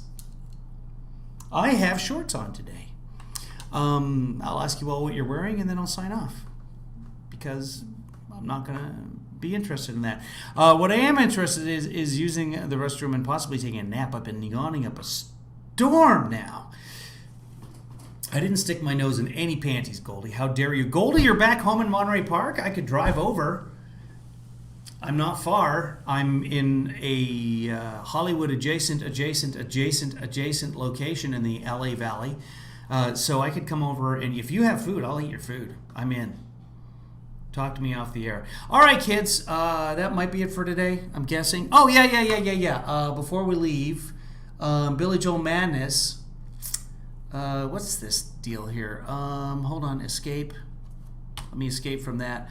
Let me pull up the Twitters, and we'll check out Billy Joel Madness right now. We've got Piano Man against Vienna. Let's see what the results are there. Hashtag Billy Joel. If you haven't voted, get over there and vote. Hashtag Billy Joel Madness. Right now, Piano Man's out in front of... nope, that's not the latest. Hold on. It killed Still Rock and Roll. Piano Man is out in front of Vienna, 67 to 32, 49 votes. So get out there and vote. If you haven't voted already, I see that more of you are watching right now than just 49. So if you haven't voted, you don't have to. Some of you might not even care about Billy Joel. For those of you who've been watching, thank you for spending your time with me. I know your time is valuable. Everyone's got jobs right now. If you'd like to support me doing this sort of thing, and support us, really, this is about you. KevinLeeFather.com, you can become a patron there. And you can also just go to paypal.me/KevinLeeDad and send money to me there. At some point, I want to go out for lunch. I would love to, if you'd love to send me to Ireland to go see the Green Room Bar, please donate money there. And we'll put that money into a fund, and I'll use my Canadian passport, because Americans are not going anywhere for a long, long time. Let's be honest. Chris, are you just here? What? Did Chris Wilson just arrive? Yeah, good job, Chris. Maybe tomorrow. What are you waiting for tomorrow? I'll do something now. Get in there and vote, kids. 49 votes. I want to see at least one vote from this experience. Good. Cleaned your daughter's kitchen, Bev? Wasn't your mom around the other day? It's like everyone in your family in the same home right now, Bev, which is good. Just so long as no one's passing anything. Kevin can do a world tour and visit everyone. I can. I would not mind that. Want to do a collab, Goldie? I'll do a collab with you. We're going to experiment with Skypes. Right now, my internet is so crappy that I'm not sure I can do anything like that. I have to figure out what's going on with it, because it's supposed to be a super fast connection. And it is not. Right now, the internet I'm using is over my phone. So I'm connected over Verizon right now. Verizon's doing pretty well with it, I've got to say. But Spectrum should be doing much better than it's doing with a constant connection here. So I'm going to look into that. In fact, that's the very next thing I'm going to do. So I hope everyone's safe. I hope everyone is happy. Pay the bill. That's the beautiful part. It's not my house. I'm not paying the bill. But I'd like to think that it is my house. Oh, I've been to Lethbridge. I love Lethbridge in that it's got this amazing long river valley. And my Uncle Colin used to live there. One of those guys who's not your real uncle, but your family calls him your uncle. And then one day he asks you to pull down your pants. Anyway, that's another story. I'll tell you guys on another day, but explains a lot. Guys, take care of yourself. Here's some closing credits for you.